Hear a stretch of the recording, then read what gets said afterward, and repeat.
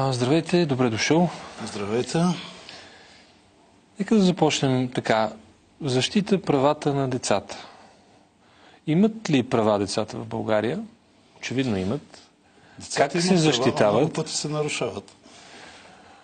По какъв начин се нарушават тези права? Какви са вашите наблюдения, все пак като професионалист, като специалист дълги години? На първо място бих казал, че малко се объркват понятията права и задължения. Нека да ги маркираме. Каква е разликата? Децата в днешно време нямат задължения, защото пък им се дават много права. Това също е лошо. Права от гледна точка на това, с което ние се занимаваме, предимно с изведени от деца от семейства, настанени в институции, в приемни семейства и така нататък. В повечето случаи... Извинявайте, за нашите зрители да обясним изведени в какъв смисъл, какво значи това? В кои случаи се Ще рече, че това? Деца, които са взети от семейството поради липсва, да речеме, на средства, поради някаква интерпретация на социалните служби и ги настаняват в вече няма държавни домове, вече са частни, от семейен тип, както ги водят, или в приемна грижа. За тези деца става на въпрос. И с много случаи се занимаваме също така, нашумява вече проблема и конфликта, когато двама родители са разделени и децата им не може да се виждат с един от тях. Добре, в този случай съда не може ли да определи някакъв режим на виждане или има ситуации, в които това е невъзможно? Значи, проблема е, че се нарушава точно режима на виждане. Тя става порочна и съдебната практика.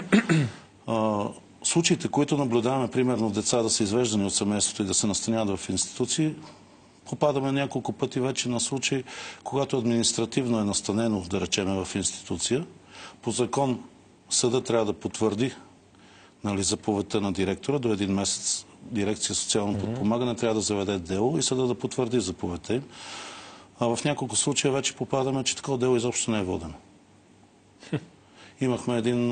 Как става това? Как се случва така? Вижте какво. В повечето случаи се получава така, че... Откъде идва този вакуум, нали? Тази пукнатина? Значи тръгват по този начин, според мен, нещата. Първо се започва с социално слаби хора, които не могат да си търсят правата, не могат да си наемат адвокат, за да се защитат адекватно. Така. И оттам нататък те нито спорват административния акт заповедта, нито по съдебен ред си гонят правата. Това, което аз така може би не разбирам, но с какво е лошо за тези деца това решение? Ако те са изведени с цел да се избегне някакъв лош начин на живот или примерно...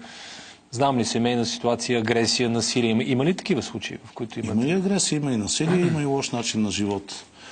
Но по нашето законодателство трябва да се изчерпат първо мерките за закрила. Смисъл такъв. Ако, да речем, семейството е икономически зле, трябва да се подпомогне. Ако в семейството има някакъв дори социален, психичен проблем и тем подобни, също има доставчици на социални услуги, които трябва да работят с тях. И чак в крайен случай се предприема тази мярка. Да не говорим, че в повечето от случаите, които наблюдаваме, се настаняват децата в приемно семейство преди да бъдат, или в институция, преди да бъдат декларирани откази от тяхни близки, в смисъл по закон.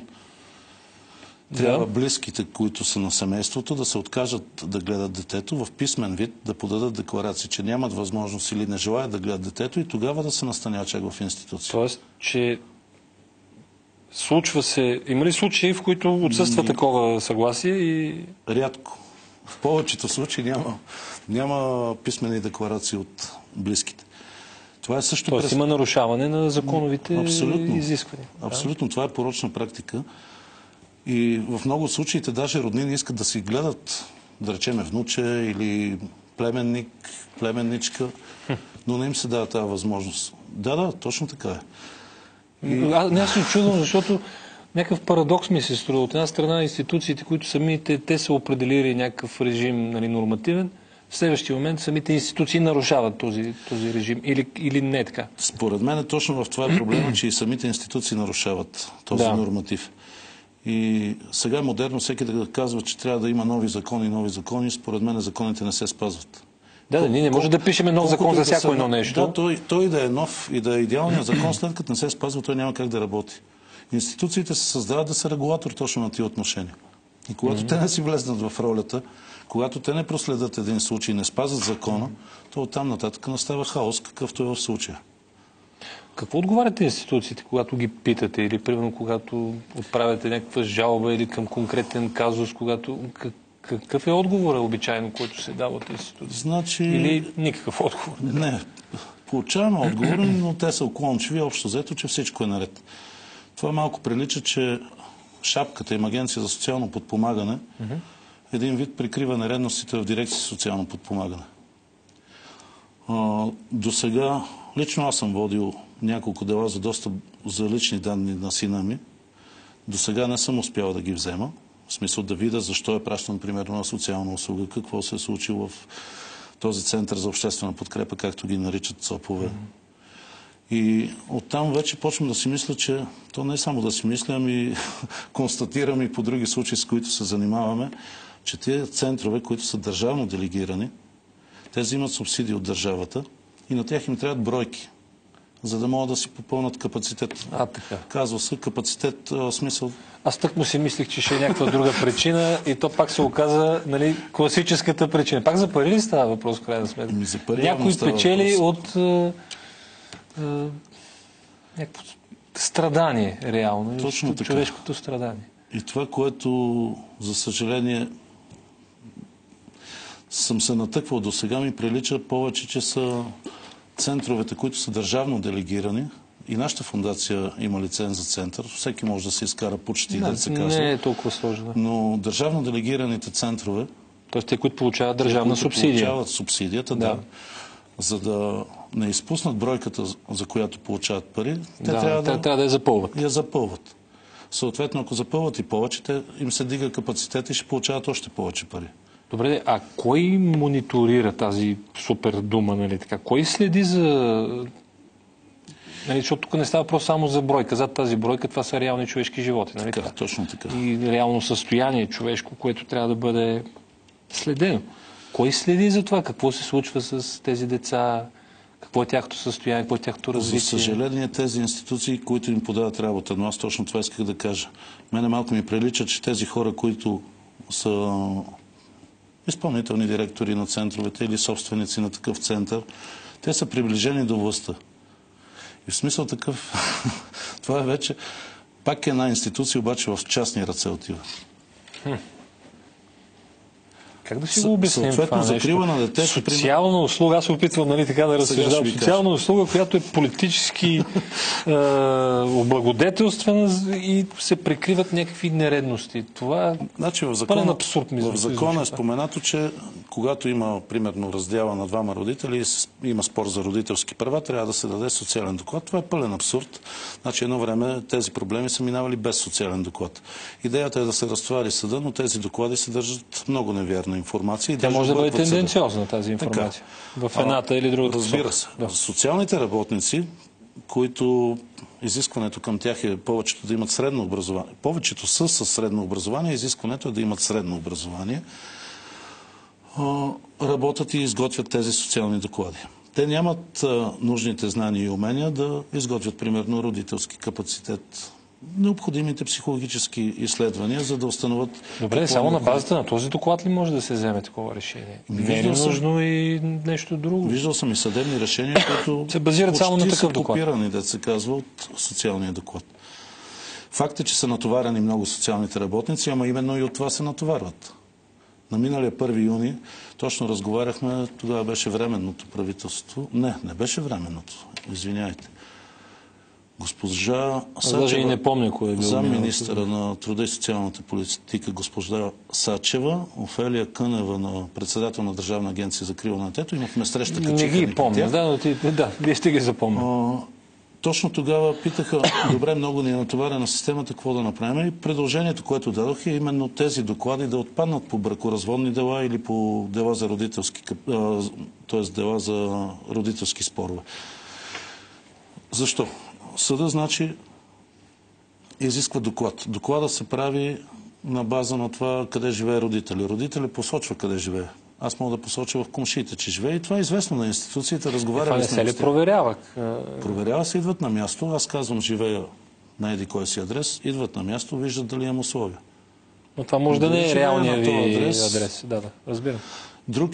Друг въпрос е пък, че може да се изготви аз да имам идеалните условия и 2 дена след като приключи това дело, аз да си продам жилището и да живея и на палатка, да се казва. Пак да нямам условия. Да, така, че логично е така.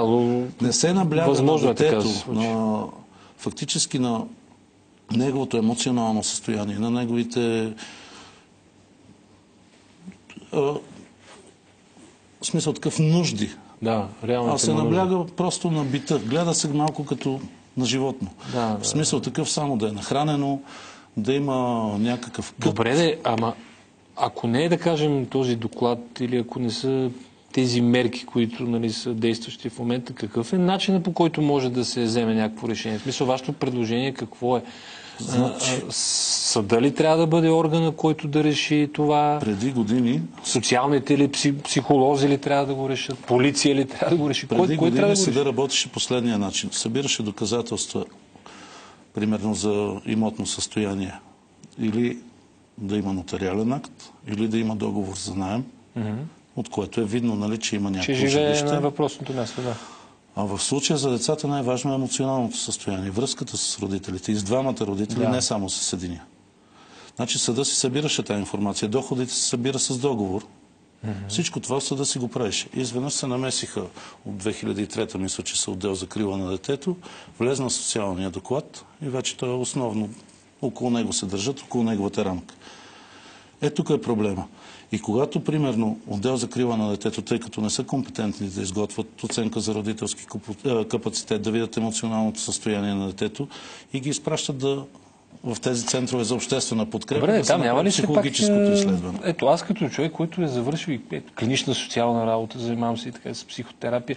Добре, няма ли са тези хора квалитетни така и подготвени хора, които да го извършват това нещо? Има, не всички са...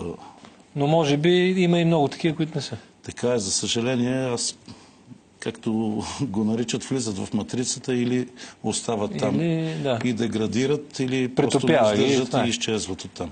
Не се задържат. Такива са моите впечатления. Да, доста хора напускат оттам, има голямо текучество и това е един от проблемите. Защото представете си, един работник, да речем, работи по 60 случая.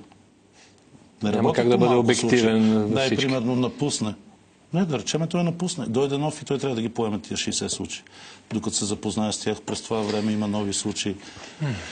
Затова моето предложение беше изобщо да отпадне социалния доклад от Тоест, вие сте за това да се върне стария начин на контрол. Абсолютно. Специално на взимане на решение. Специално за делата, които са за родителски спорове.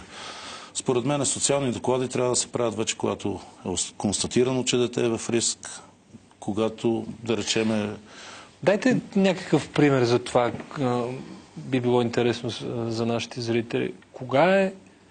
Когато едно дете е в риск, нали, кои са най-честите случаи, така да кажем, с които се сблъсквате вие? Някакви примерни ситуации? Скандали в семейството или раздяла, развод, насилие? Знам ли, алкохолизъм понякога също могат да повлияят такива състояния? Вижте сега, едно дете в риск може да бъде и дете, което е с девиантно поведение, и дете, което, да речем, е в икономическо затруднение семейството му. Всяко едно дете лесно може да попадне в тази категория обща, абстрактното понятие дете в риск. Да, защото това е твърде широко това понятие. Точно така, това е страшното. Попадна ли там, в много случаи, примерно, имаме случаи, когато дете е посегнало към наркотици, социалните го извеждат от дома. И къде го пращат? Да речем в някаква институция. Говоря за преди доста години. Изпращат го в институция, то продължава с наркотиците, после продължава с проституция. Пак моите наблюдения са, че стават още по-заклети зависими. И вече и други качества добива, негативни качества. Научават се на лоши неща. Тук са лошите практики точно. И пак ще се върна на тези центрове, които са държавно делегирани. Според мен психолозите в страната трябва да са конкурентно способни именно на тези центрове. Защото тези центрове взимат от порядъка на 2500-3000 лева за направление. А на човек ли говорим? За направление, за услуга. Един вид дирекцията издава направление. Говорим за един случай. Дали ще е 3-месечна, 6-месечна. за един случай. Отпускат се тези пари, но психолога получава една заплата. Той получава, да речем, 500-600 лева заплата, при което трябва да е натоварен с 10 случая поне за месеца да работи. Си не ми звучи много реалистично. Според мен трябва да се направи един регистър на психолозите. Доста от колегите психолози искат да се мине към Министерство на здравеопазването и според мен е редно, тъй като се говори за психично здраве именно. Преди няколко предаване беше мой гост, председателя на Дружеството на психолозите в България. Вие обсъждали ли сте такива идеи с него, примерно с Дружеството? Не, с него. Има ли някаква обща такава и концепция? Защото сега така се сещам, че тогава в неговото участие така загатнахме за тази тема, нали, че трябва да има такъв регистър. Лично с него не съм, но с доста... Аз мисля, че трябва да има и закон за психотерапия, който да урегулира и други неща. В смисъл, доста неща трябва да се... Според мен трябва да има закон за психотерапия. Да се случат много неща. Терапевтичните школи трябва трябва в университетите, според мен, да се вкарат, да се пращат на специализация преподаватели. Също да може да са конкурентно способни школите с... Да, сериозна нужда от промяна. Добре. Така че смятам, че просто психолозите трябва да са конкурентно способни на тези центрове за обществена подкрепа. Тогава, ако се издава направлението лицето, което има нужда да отива на психолог, а не към еди кой си център, смятам, че тогава ще се отсеят качеството на услугите, ще се дигне, ще се отсеят некадърните и ще има наистина по-добри специалисти, отколкото в момента има. Значи, така, доколкото ви усещам, ако правилно ви разбирам, говориме все пак и за качеството на услугата. Не за самата услуга като такава. Тя може би не е чак толкова лошо, но ако се прави както трябва, ако се прави качествено, квалифицирано и с нужната отговорност, може би няма да се зле нещата. Идеята на самите тези услуги да се предоставят в частни ръце е да излиза по-евтино на държавата. Това е публично-частното партньорство.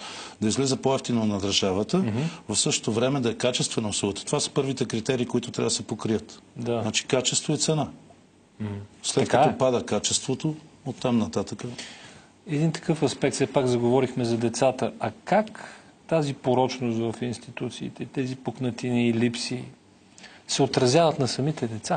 Обаче. Аз мисля, че какви са наблюденията в това отношение? Защото да кажем за едно дете, което е отишло в една или друга институция по не достатъчно правилен начин. Проследява ли се? Какво става с него? Как се отразява на психиката му, в последствие на поведението му? Такъв аспект, дали така имате наблюдение? Значи ще ви кажа скорошен случай. Тази година се върна едно дете в семейството си. 10 години е сменило, мисля, че бяха 17... То не са и само институции, приемна грижа, институции, осиновявано, разсиновявано. В момента мисля, че с 80% телк. То няма как, понеже питате как се отразява. Как се сериозно. Сериозно е. Следствие на какво се взима този телк? Именно на липсата на семейството. Протеста на детето, че иска да си в семейството. Разболява, предполагам, добива някакви вредни навици и така нататък. Навици, той е в такава възраст... Меко го казах даже. На 12 години все още има шансове, но трудно се справи семейството с него, без подкрепа пак. При такава сериозна смяна на приемни семейства, това говори, че семейството не го иска. Не, напротив. Майката през цялото време го е търсила и вербално, устно е искала да се върне детето. И заявление подавала. Те изимат 2 деца и връщат само едното. Другото остава в институция. А какъв е мотива за да го прави това нещо? В смисъл, че тя е способна да го гледа. Щом гледа другото, значи е способна да гледа и това. Едното дете, което го връщат, то фактически го препознава баща му. А на това дете то е от друг баща и не е препознато. И мотивите са им, че има промяна в обстоятелствата, общо взето, както го наричат и по съдилище, и социалните служби. Доста хаотично ми звучи. Хаотично. Безумно даже. Това дете, въпросното, значи е работено с него по разни центрове, такива за обществена подкрепа, след това е било в кризисни центрове, в центровете дигат ръце от него, не знаят как да се оправят. И добре, че се връща при майка си. Наблюденията на психолога в последния център е, че когато то не е виждал майка си от 2 годишна възраст. Когато е видяла майка си, поведението вече му се подобрява. Логично. Съответно, понеже ние си го наблюдаваме, в случая детето върви добре, но тъй като вече са му изписани лекарства, които пие, след лекарствата на него му се спи. И това вече му влияе и за учене, и за много други неща. Изключително интересна тема, важна тема. Ще продължим да я говорим и да я следим, защото тя е важна и за мене. Виждате каква е ситуацията, уважаеми зрители. Още един проблем, който не е ясно защо е в такава ситуация. Лично на мен, аз не мога да си го обясня. Ще продължаваме да задаваме въпросите. Аз ти благодаря за това участие. И аз благодаря. Винаги си добре дошъл, а ние ще продължим с следващия гост.